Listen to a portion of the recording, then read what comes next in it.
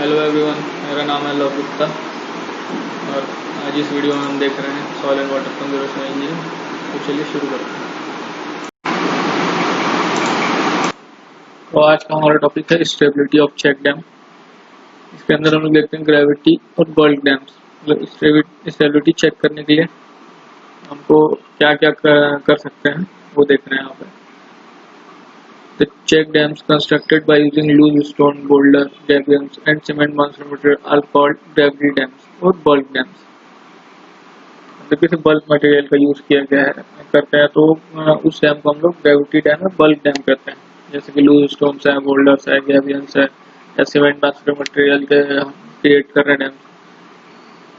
तो the slope of downstream phase is kept backward and upstream phase is generally vertical।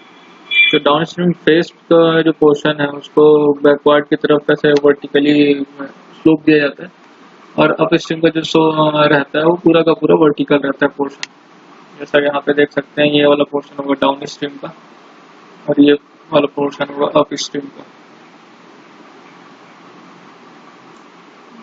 Next है loose rock and boulder. तो यहाँ पे आगे देख लेते हैं। The stability of check dam is later against overturning, collapsing and sliding action। तो ये सब चीजें जो है वो एक डैम के फेलियर के कारण हो सकता है, ओवरटर्निंग या कोलैप्सिंग या फिर जो उसके साइड्स है वो कोलैप्स हो जा रहा है। ओवरटर्निंग का मतलब है कि यहाँ पे वाटर के अपलिफ्ट प्रेशर के कारण जो डैम है वो नीचे से टूटना स्टार्ट हो जाता है या फिर जो वाटर का फ्लो है वो क्या बोला जाए, मतलब उसके कैपेसिटी से ज़्यादा हो जाता है और ऊपर की ओर ऊपर के फैक्टर ऑफ सेफ्टी से भी ऊपर फ्लो करने लगता है जो वाटर लेवल है। तो उस केस में वो होता है ओवरटर्निंग। एंड कोलैप्सिंग का मतलब है कि स्ट्रक्चर का पूरा टूट जाना। और स्लाइडिंग एक्शन का मतलब है जो साइड्स हैं किसी चैनल के जो साइड्स है वो कोलैप्स हो जाते हैं। The dam weight and water flowing through its spillway action act vertically downward and the pressure on its upstream face due to filled material is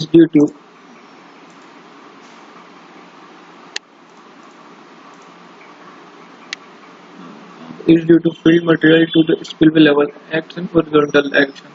तो यहाँ पे क्या होता है डैम में जनरली, एक तो हम यहाँ पे डाउनस्ट्रीम साइड पे जो पॉन्डिंग होता है वाटर का उसका प्रेशर जो है वो आता है डैम पे, और एक अपस्ट्रीम साइड पे जो वाटर फ्लो होने के बाद यहाँ पे इस पोर्शन में आता है उसका प्रेशर पड़ता है। और एक स्ट्रक्चर का खुद का भी वेट होता है जिसकी वजह से उसका प्रेशर होता है। तो ये तीन फैक्टर्स होते हैं जो किसी डैम पे काम करते हैं।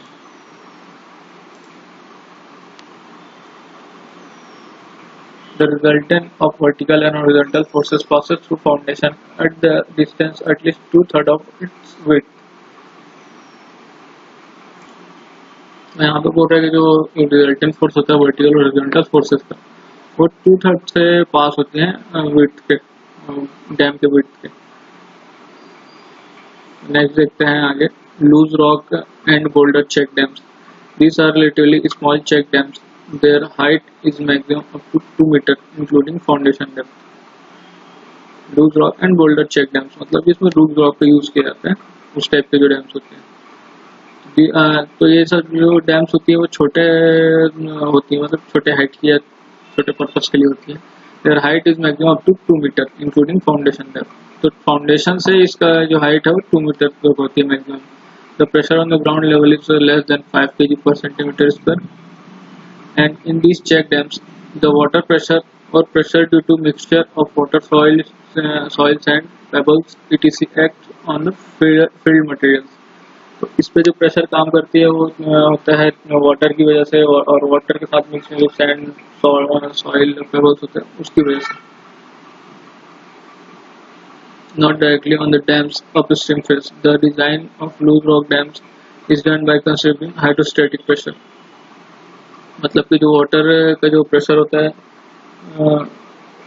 सॉइल डैम के निचले पोर्शन में उस प्रेशर की बात हो रही है। हाइड्रोस्टैटिक प्रेशर का मतलब if there is mud flow in gully then conservation of hydrostatic pressure should be there because mud flow contains few percentage of water which develops hydrostatic pressure। The line action of hydrostatic pressure varies from 1.8 to 10 times of water depth. Various forces acting on the check dams are shown. इस figure में यहाँ पे forces दी हुई जो work कर रही है dam पे. Then next देखते हैं construction procedure. The following units are taken into consideration for construction of check dams to control valley. The construction of check dams or earth plug should be started from the low end of gully and proceeded to the upward.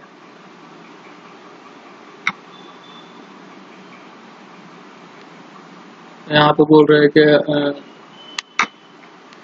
And plug check dam और and plug का construction जो है, तो first line में बोला जा रहा है कि जो चेक डैम और अर्थ प्लग बनाते हैं वो लोअर एंड पोर्शन पे बनाते हैं गली के, एंड अपवर्ड पोर्शन की तरफ बढ़ते जाते हैं. मतलब ऐसा जरूरी नहीं है कि किसी गली का जो पोर्शन है उसमें एक ही चेक डैम हमको बनाना है या एक ही गली कंट्रोल स्ट्रक्चर हम बना सकते हैं. जहाँ पे जिस पोर्शन में इरोजन ज़्यादा हो रहा है, जहाँ पे कटाव ज़्यादा हो रहा है, वहाँ पे एक सुटेबल लोकेशन देख के हम वहाँ पे कंस्ट्रक्शन कर सकते हैं बहुत सारे सीरीज ऑफ चेक डैम्स और सीरीज ऑफ गली कंट्रोल स्ट्रक्चर्स का. तो इसलिए हमको लोअर एंड से चालू करना है और हमको आगे बढ़ना है अपवर्ड साइड पे.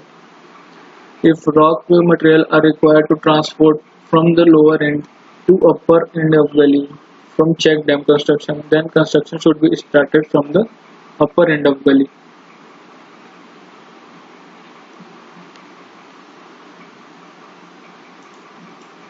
अब यहाँ पे बोला जा रहा है कि अगर जो रॉक मटेरियल है वो लोअर एंड से अपर एंड के पोर्शन पे हमको ट्रांसपोर्ट करना है, तो हम अपर एंड से चालू करेंगे construction. Before starting the construction of check dam of the gully head should be stabilize the construction suitable check.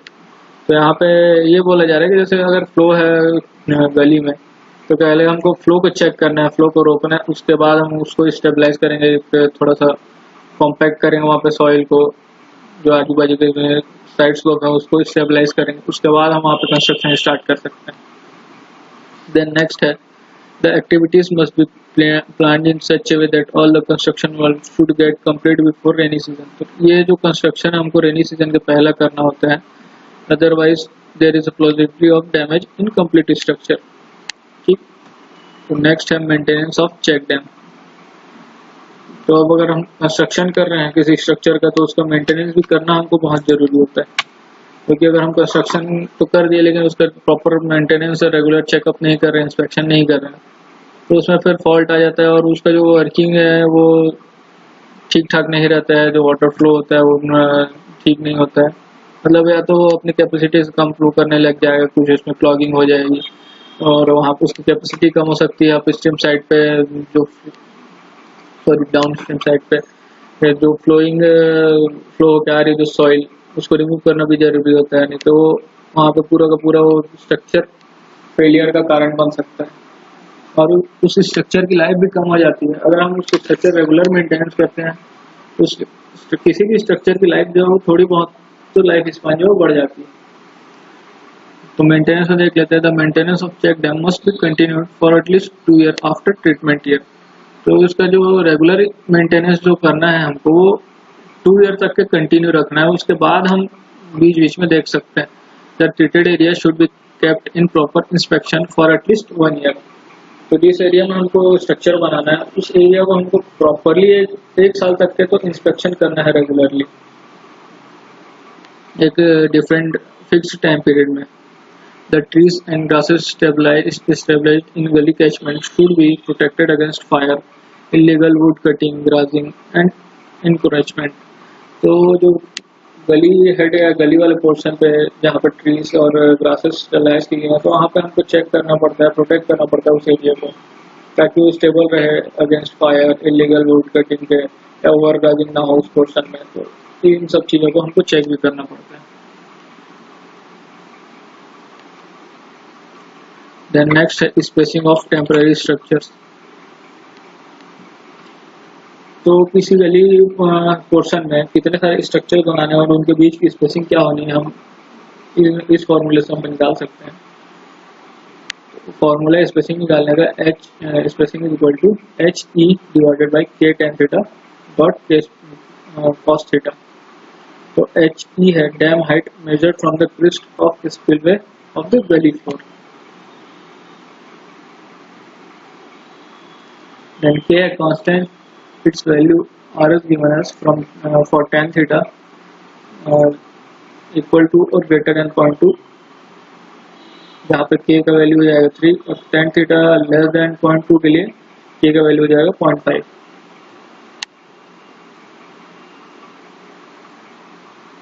The small dam usually 0.4 to 2 meter height, which are made of locally available material like earth, wooden planks, poles, brushwood, or loose rocks across the gully to despite erosion nature of flow। तो जो छोटे structures हैं उनकी height 0.4 से 2 metre तक के हो सकते हैं और वो जनरली आसपास अवेलेबल मटेरियल जो रहता है उसी से ही कंस्ट्रक्ट किया जाता है टेम्परेरी स्ट्रक्चर जो है। तो उनमें उस मटेरियल में आ सकता है earthen materials, wooden planks, poles, brushwoods या फिर लूज रॉक जो है।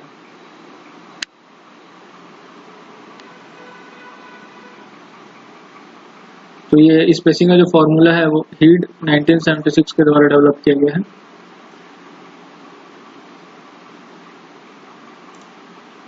तो यहाँ पे he'd also recommend following points for use of temporary gully control structures. The loose rock dams are economical for height up to 0.45 metre. The single fenced brushwood dams are economical for the height ranging from 0.45 to 0.75 meter. तो जो temporary structure से वो 0.45 metre तक के economical होता है और upper limit जो है वो इकोनॉमिकल सेक्शन के लिए 0.75 भी दिया हुआ है हीट।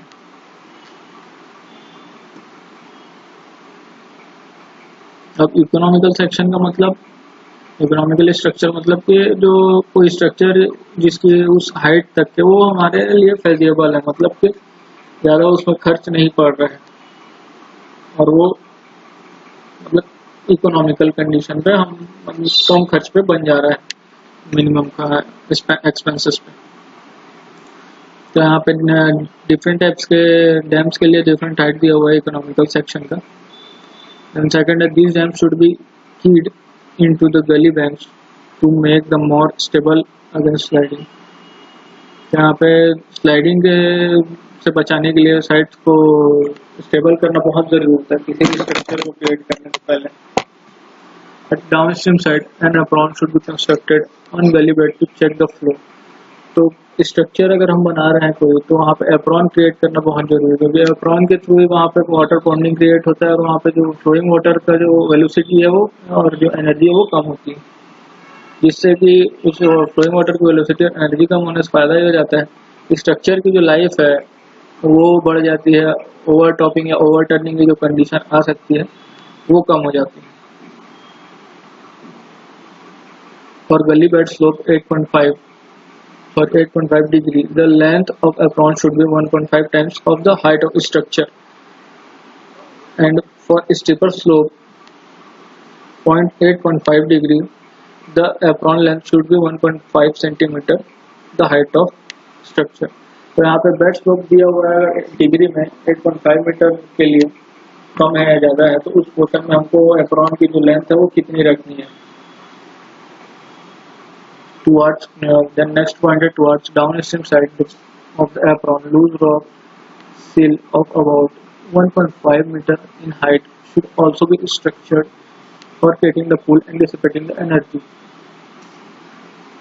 तो डाउनस्ट्रीम साइड पे एप्रॉन क्रिएट करना जरूरी है वहाँ, क्योंकि वहाँ पे भी एक पोर्शन क्रिएट हो सकता है एप्रॉन जहाँ पे वाटर पॉन्डिंग होती है और जो फ्लोइंग वाटर की वेलोसिटी है वो कम हो जाती है एप्रॉन के थ्रू, इसलिए वहाँ पे डाउनस्ट्रीम साइड पे भी एक एप्रॉन क्रिएट किया जाता है जो कि 0.5 meter in height should be also constructed creating the pool and dissipating the energy of falling water. तो अप स्ट्रीम से डाउन स्ट्रीम में जब वाटर आता है तो वो एक हाइट से फॉल होता है, तो उस फॉलिंग वाटर की एनर्जी को डिसिपेट करने के लिए डाउन स्ट्रीम साइड पे एप्रॉन बनाया जाता है जो कि होते हैं 1.5 times in height of the dam, उसकी लेंथ जो होती है एप्रॉन की। The spillway should be design to handle peak runoff rate at a given return period usually 25 year. Return period मतलब है कि 25 रिटर्न पीरियड हम ले रहे हैं, तो इससे मतलब ये है कि 25 ईयर्स के उस एरिया में कितना पीक जो है फ्लड आया है, मतलब मैक्सिमम पीक फ्लड कितनी बार आया है, तो उस पूरे पीरियड को हम रिटर्न पीरियड बोलते हैं। तो जो हम उसमें चेक कर रहे हैं उसमें रिटर्न पीरियड में, जैसे 25 ईयर्स का देख रहे हैं, तो उसमें हम ये चेक करते हैं कि उस 25 ईयर्स में कितने बार पीक फ्लड आया हुआ है उस एरिया में या उस पोर्शन में।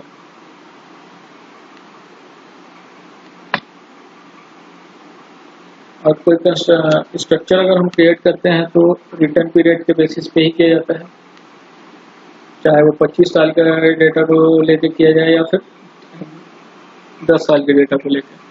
डिफरेंट स्ट्रक्चर के लिए डिफरेंट रिक्वायरमेंट है, इन सब के बारे में भी आगे हम देखेंगे। अभी रिटर्न पीरियड कौन से स्ट्रक्चर के लिए कितना ले सकते हैं।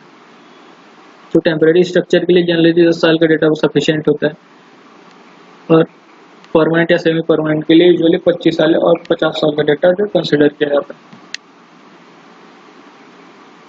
देन डेप्थ ऑफ स्पिलवे का एक फॉर्मूला देगा, D is equal to Q by 1.65 litre पर L, जो कि बॉटम विड्थ ऑफ स्पिलवे है L, Q है पीक डिस्चार्ज एंड D है depth of spillway in metre.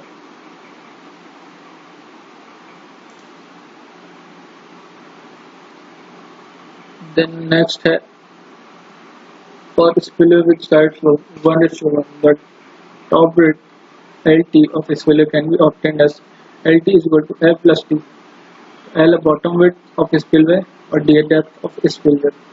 इन दोनों के सम से हमको मिल जाएगा टॉप विड्थ।